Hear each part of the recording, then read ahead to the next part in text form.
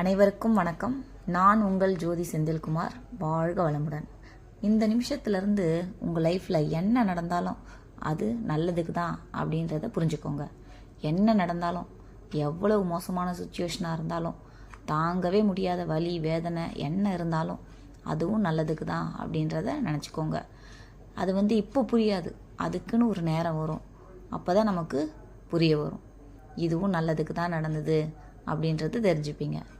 அது நம்மளை ஒரு முழுமையான மனிதராக மாற்றுறதுக்காகவும், இனி உள்ள வாழ்க்கையை நல்லபடியாக நம்ம வாழ்கிறதுக்கு உண்டான ஒரு அனுபவமாகவும், நம்மளை ஒரு வளர்ச்சி பாதையை நோக்கி கொண்டு போகிறதுக்கு உண்டான ஒரு வழியாகவும் நமக்கு அமைச்சு கொடுத்துருக்கும்.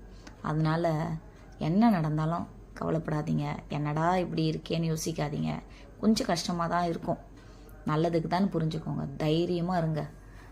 நம்மளால் எந்த அளவுக்கு தாங்க முடியுமோ அந்த அளவுக்கு கஷ்டத்தை தான் நமக்கு கடவுள் நமக்கு கொடுப்பார். அதை தாங்கிக்கூடிய சக்தி நமக்குள்ளேயே இருக்குது. அதனால் தைரியமாக இருங்க. நடப்பது அனைத்தும் நன்மைக்கு. வாழ்க வளமுடன். இந்த வீடியோ பிடிச்சிருந்ததுன்னா மறக்காமல் சப்ஸ்கிரைப் பண்ணுங்கள்.